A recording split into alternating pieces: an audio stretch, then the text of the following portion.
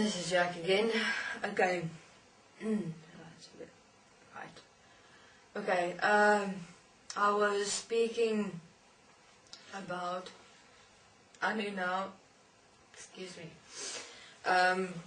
Realizing that he has to manifest this form here on Earth. It has to manifest together with this planet as one, to be able to ensure that they have access to this world, to gold, to be able to take to their city.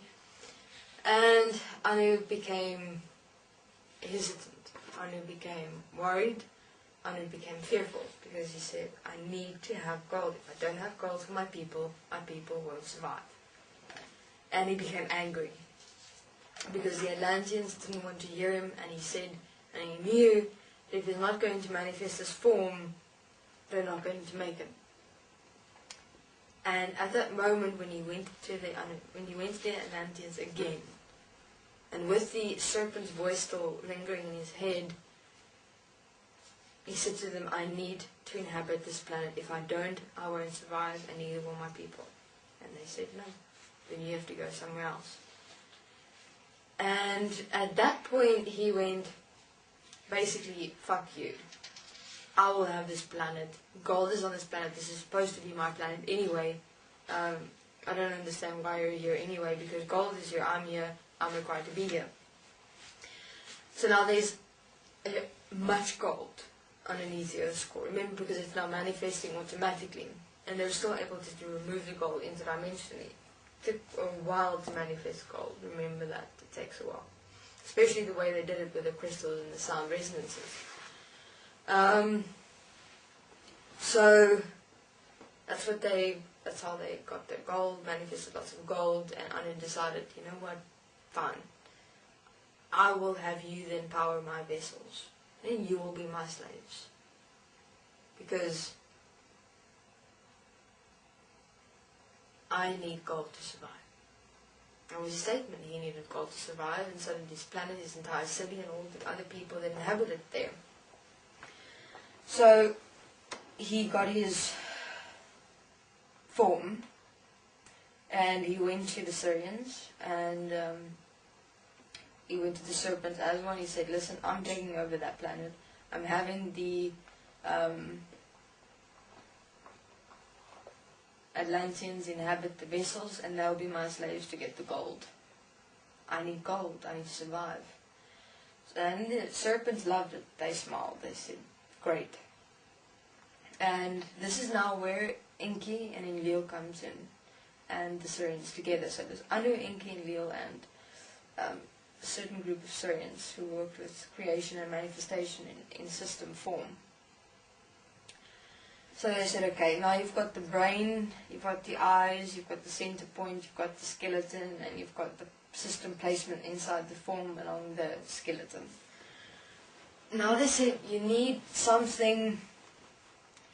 You need the physical form to basically sustain itself,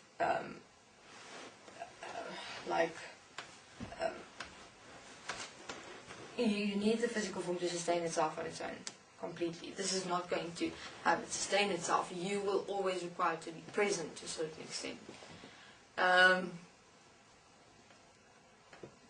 So they looked at why, but why can't it just stay that way? It looks perfectly fine, it works. And he said, so you want the Atlanteans to power your vessels. You want to have them be your slaves. But in this current system, you can move in and you can move out as you please. So in other words, it's not going to work. You need to enslave them in your vessel. That's what I'm saying.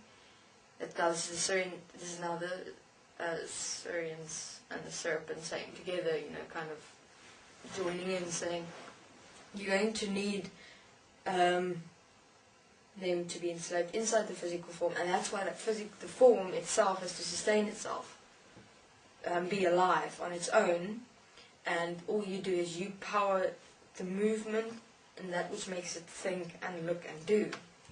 They said, okay, so basically what you're saying, like this planet is formed, because this planet is alive with something, it's alive with an essence. And yet it moves, manifests, and by itself. It's sustaining itself. So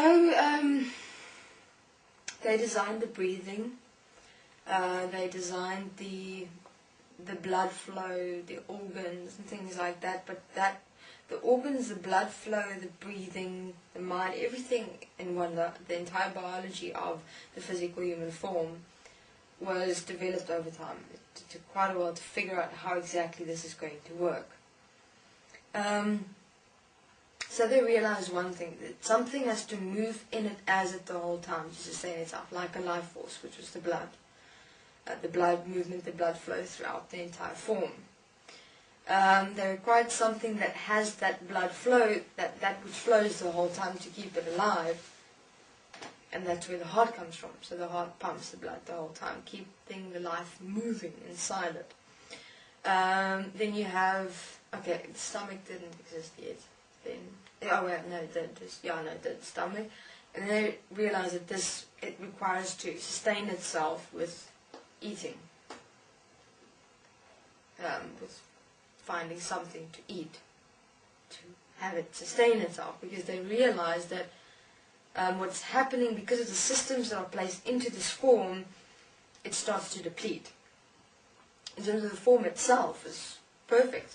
It didn't need to eat, it didn't need to sustain itself, but because of the system placements inside it that I've described to you by the Syrians, it started depleting the form.